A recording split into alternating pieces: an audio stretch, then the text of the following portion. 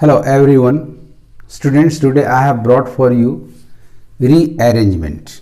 You are given 4 jumbled sentences and you have to find out the right order of their arrangement. तो आइए topic शुरू करते हैं. Number A, E waste is valuable as a source of secondary material. E-waste is valuable as a source of secondary raw material. आपका सबसे पहला word जो है E-waste, ये क्या है इसको डिफाइन नहीं किया गया है, अतः ये फर्स्ट सेंटेंस नहीं होगा. नंबर बी, बट, यहाँ कंट्रास्ट है, कंट्रास्ट से कोई भी पैसेज स्टार्ट नहीं होगा. Number C, when we talk about recycling household and workplace things, we tend to ignore or are less aware of how to deal with the electrical and electronic waste which we call e-waste. यहाँ e-waste define किया गया है, अतः यही आपका first sentence होगा. अब आइए इसका कंटिन्यूएशन है नंबर ए में. e-waste is, what is e-waste? तो e-waste is valuable as a source of secondary raw material. तो नंबर ए आपका सेकंड सेंटेंस हुआ. अब नंबर बी देखिए, बट इट इज, इसी को कंटिन्यू कर रहा है. But it is also toxic if disposed of improperly, यानी नंबर बी आपका थर्ड सेंटेंस हुआ. एंड फोर्थ बचा आपका नंबर डी, ये चौथा हुआ. Due to rapid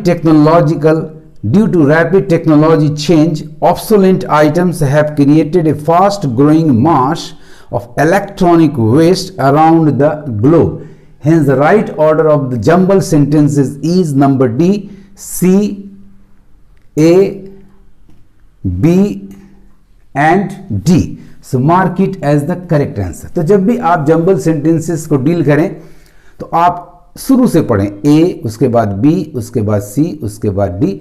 देखें आपके किस सेंटेंस में कौन सा वर्ड रुकावट डाल रहा है और उसे फर्स्ट वन नहीं होने दे रहा है. उसके बाद आगे बढ़ें, उसके बाद आगे बढ़ें और इस तरह से आप फर्स्ट सेंटेंस को पकड़ लें. फिर देखें कि फर्स्ट सेंटेंस का कौन सा वर्ड अगले में कंटिन्यू कर रहा है, वो आपका सेकेंड होगा. उसका कंटिन्यूएशन जहां मिले वो थर्ड होगा, फिर फाइनली वो लास्ट हो जाएगा. इस तरह से आप जंबल सेंटेंसेस को डील करें. Now come to the second passage of 4 jumble sentences. आप शुरू करें पढ़ना नंबर ए से. दिस, इसने आपको रोक दिया. ये किसके लिए स्टैंड करता है? ये पहला सेंटेंस नहीं होगा. दिस इज द सेम, ये सेम भी आपको रोक दे रहा है. This is the same whether you are at work or in your personal life. आखिर ये दिस कौन है और ये द सेम क्यों कहा गया? तो आइए नंबर बी की ओर बढ़ते हैं.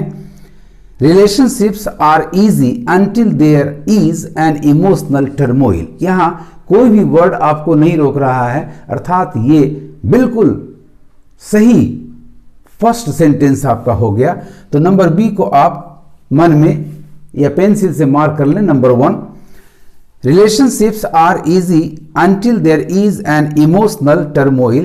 This is the same, ये बात वही है, उसी तरह की है. This is the same whether you are at work or in your personal life, यानी नंबर ए आपका दूसरा सेंटेंस हो गया.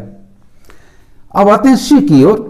तो when you can change the interpretation, जब आप इस इंटरप्रिटेशन को चेंज कर सकते हैं. relationships are easy until there is an emotional turmoil, यानी आपका नंबर सी थर्ड सेंटेंस हो गया. और अब बचा नंबर डी, ये आपका फोर्थ सेंटेंस हो गया. एक बात का और ध्यान रखेंगे, जैसे ही आपने पकड़ा कि बी आपका नंबर 1 है, तो देखिए बी से आपके पास 2 आंसर्स हैं, तो ये 2 आंसर्स पहले ही एलिमिनेटेड हो जा रहे हैं. अब आपको ए और बी में से चुनाव करना है. तो बी के बाद यहां सी है और यहां बी के बाद ए है, यानी आपको सेकंड स्टेप लेना होगा. इससे आपका काम बड़ी जल्दी हो जाएगा. तो नंबर बी को आप पढ़ लें फिर से. Relationships are easy until there is an emotional turmoil. उसके बाद नंबर ए आया, दिस इज द सेम, यानी आपका ये आंसर रॉन्ग हुआ. राइट आंसर आपका हो गया number B, B A C D. तो इस तरह से आप करेंगे students. Number B Relationships are easy until there is an emotional turmoil. This is the same whether you are at work or in your personal life. When you can change the interpretation in your mind of what you think, you can change your emotions and shift the emotional quality of your relationships. And number D, when you can change the emotions, उसके बाद ही आ रहा है ये, when you can change the emotions in your relationships, you open up entirely new responsibilities in your life. इस तरह से आप right order को फाइंड आउट करेंगे और उसे मार्क कर लेंगे. Now let's come to the third passage.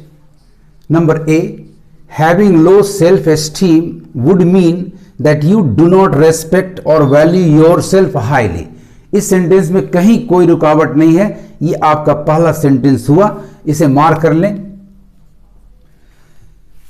You may be more likely to believe other people's negative comments. सीधे other people's negative comment कैसे आया, पहले आप उसी की बात करेंगे जिसकी चर्चा नंबर ए में की गई है, यानी आपका बी सेकंड सेंटेंस नहीं होगा.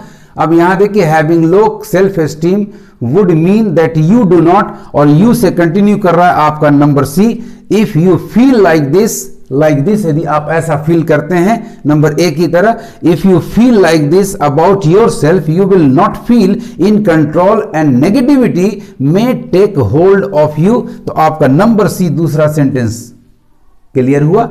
अब उसके बाद आइए तो नंबर डी को पढ़ते हैं. नंबर बी हम लोग पढ़ चुके हैं. योर कॉन्फिडेंस, जब आप ऐसा करेंगे आप कंट्रोल में नहीं रहेंगे, नेगेटिविटी आप पर हावी हो जाएगी, तो फिर आपका कॉन्फिडेंस लो हो सकता है. यानी नंबर डी आपका तीसरा सेंटेंस हो गया. Your confidence may be low also and so you will not believe in your ability to be successful. and परिणाम तक क्या होगा, number B, you may be more likely to believe other people's negative comments rather than trust your own opinion. ये आपका number 4 हुआ. इस तरह से राइट ऑर्डर आपका स्टूडेंट्स नंबर ए आपका पहला हुआ. देखिए ए से आपके पास दो आंसर है, ए और डी, तो आपका ये बी और सी एलिमिनेटेड हो गया. अब आइए ए और डी में से हमको सिलेक्ट करना राइट ऑप्शन को. तो ए आपका फर्स्ट है, सेकेंड आपका सी है, तो ए के बाद सी आपके पास नंबर ए में है, इसे मार्क कर लें. ये एलिमिनेटेड हो गया. तो राइट आंसर, राइट ऑर्डर है number A C D B. A having low self esteem, number C if you feel like this, number D your confidence may be low, and number B, you may be more likely to believe other people's negative comments. Now let us come to the fourth passage. Number A, this आपका first obstruction यही आ गया, this कौन, which, अतः ये पहला sentence नहीं होगा. By clearing the path for 49% foreign investment in Air India, the center has finally decided to push ahead on its privatization. इस सेंटेंस में कहीं कोई रुकावट नहीं है, तो यह आपका निश्चित रूप से नंबर 1 हो गया. आइए नंबर 1 बी आपका है, तो बी से आपके पास एक ही आंसर आ रहा है, बाकी कहीं भी नहीं है. तो आप ए को, बी को और डी को एलिमिनेट कर दें और आपका राइट आंसर हो गया नंबर सी. इसी से आप आगे बढ़ जाएं, आगे देखने की जरूरत नहीं, लेकिन मैं एक्सप्लेन करके आपको बताऊंगा. तो फर्स्ट सेंटेंस आपका बी हो गया. अब देखिए, by clearing the path for 49% foreign investment, this आपका नंबर ए में आ रहा. This would bring a sense of closure to an issue that has seen about 2 decades of wrangling. और तब उसके बाद आपका नंबर सी आ रहा है. while the parliamentary standing committee on AI privatization is yet to express its views, a sort of political consensus appears to be close at hand. और तब finally D आ रहा है. there cannot be a more opportune time to push ahead with this investment. This ironically is despite the fact that the airline has improved its operational performance. Let us come to the fifth passage, students. Number A, the depletion of organic nutrients in the soil has reached alarming proportions thanks to indiscriminate use of chemical fertiliser in green revolution area. इस sentence में कहीं कोई अड़चन नहीं आ रहा, कोई obstacle नहीं आ रहा, यानी ये आपका फर्स्ट सेंटेंस हो गया।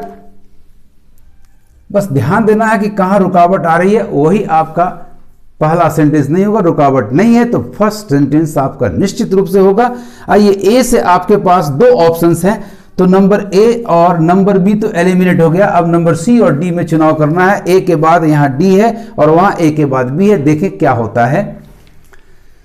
The depletion of organic nutrients in the soil has reached alarming proportions thanks to indiscriminate use of chemical fertilizer in green revolution areas, as against an acceptable level of soil organic carbon of well over 5%. Soils in Punjab are said to have levels far below 1%. Number A को continue कर रहा है, तो number B आपका दूसरा sentence हो गया। देखिए ए के बाद डी, ए के बाद बी, यानी आपका डी आंसर बिल्कुल करेक्ट हो गया। सी एलिमिनेटेड एंड डी करेक्ट। ऐसे आगे भी आप एक्सप्लेन करके देख लें, पढ़कर देख लें।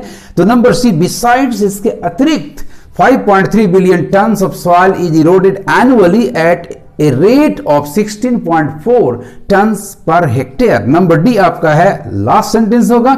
The nutrient imbalance has been skewed, बढ़ गया है, by the overuse of urea N with phosphatic P in chemical parlance and potassic K fertilizer। इस तरह से स्टूडेंट जब भी रीअरेंजमेंट हो, जब भी जंबल सेंटेंसेस दिए जाए और कहा जाए इनको आप jumble out a passage in A right order, तो आप ए बी सी डी को लगातार बारी बारी करके पढ़ें।